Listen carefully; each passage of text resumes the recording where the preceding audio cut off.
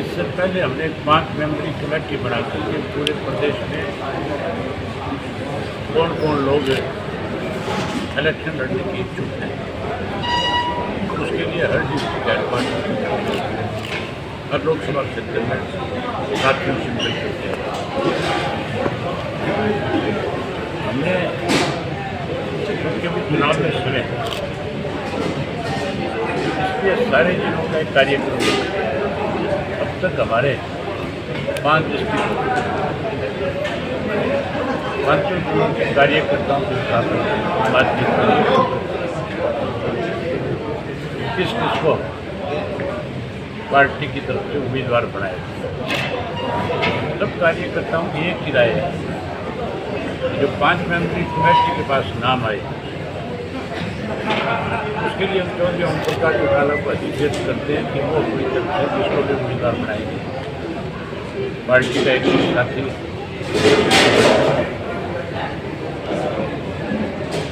वहीं भारतीय जनता पार्टी और कांग्रेस पार्टी,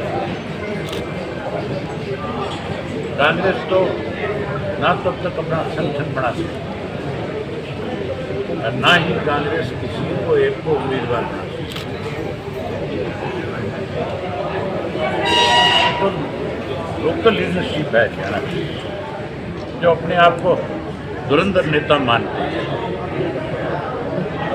उनकी हालत ऐसी पड़ती है कि वो एक दूसरे के लिए कहते हैं कि आप चुनाव लो, वो कहता है आप चुनाव लो, हिम्मत नहीं जुटा पा रहे चुनाव लो। बात तो 10 सीट जीतने की करते थे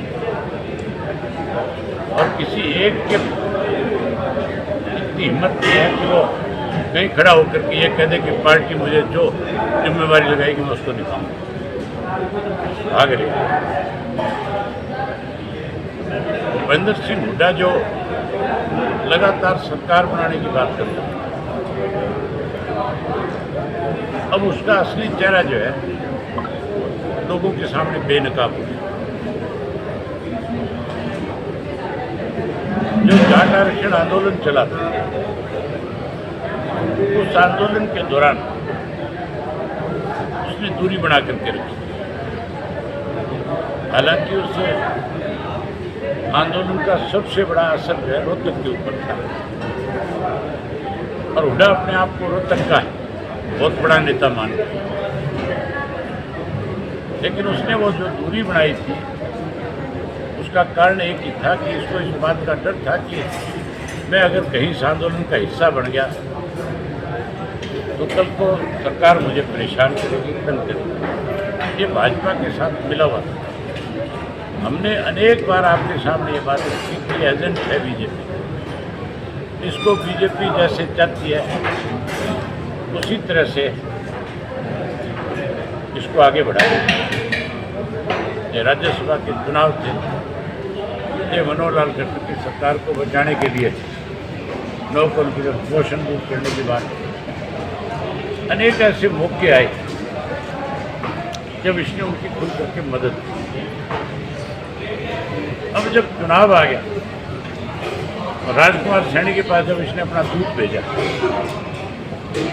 और राजकुमार सैनी ने खुल करके ये बता दिया, इसने तो आप लोगों के आगे सफाई दी थी, ये कहा कि मेरा इससे कोई वास्ता नहीं, मेरी जानकारी में नहीं, कांग्रेस के हेडक्वार्टर पे कैसे गया, कैसे उसने प्रेस कॉन्फ्रेंस की, कैसे उसने समर्थन किया, मैं बात करूंगा ऊपर, और हम ऐसे लोग ऐसे व्यक्ति को साथ नहीं लेकर के चले।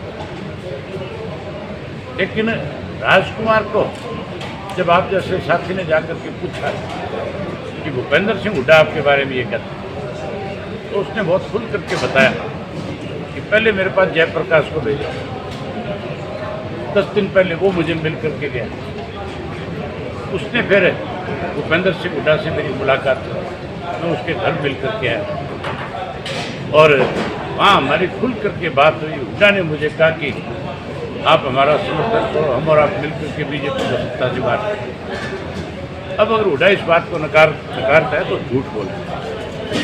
इसका मतलब सीधा सीधा है ये राजकुमार सैनी के साथ हाथ से सांठगांठ थी। भाजपा ने ही इसको डंडा दिया हो कि राजकुमार सैनी को अपने साथ, और इसने फिर इन सारी चीज़ों को आगे बढ़ाया। इस प्रदेश की आपसी भाईचारे को तोड़ने में जितनी बीजेपी जिम्मेवार है, भूपेंद्र सिंह हुड्डा भी उतना ही जिम्मेवार है। अब तो प्रदेश का बच्चा बच्चा इस बात को समझ गया कि कांग्रेस और भाजपा मिली हुई है।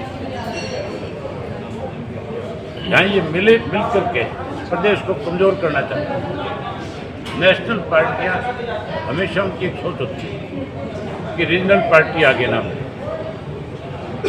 लेकिन रीजनल पार्टियां जो है उन पे लोग ज़्यादा विश्वास भरोसा इसलिए करते हैं कि वो लोगों के हितों की रक्षा करते हैं, वो लोगों की भावनाओं के मुताबिक काम करते हैं, बजट खर्च करते हैं।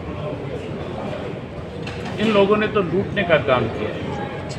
अब प्रदेश के लोग बहुत परेशान हैं, दुखी है। भाजपा को तो सत्ता से बाहर करेंगे। कांग्रेस की पोल भी राजकुमार ने खोल दी। आप देखना, जैसे पंजाब के अंदर सारी पार्टियों को लोगों ने धराशायी कर दिया था, आप पार्टी को सत्ता सौंप दी। उस तरह के नतीजे हरियाणा में भी आए। आज जो हमें छोड़ करके गए थे वो तो खत्म हो गए, उनका तो जिक्र ही नहीं। वो तो जितनी तेजी से आए थे उतनी तेजी से चले गए भी। कांग्रेस और बीजेपी आज दोनों की दोनों जो है सामने आ चुकी है कि लोग मिलकर के प्रदेश को बर्बाद करें। लोगों का विश्वास हमारे प्रति बहुत बड़ा है।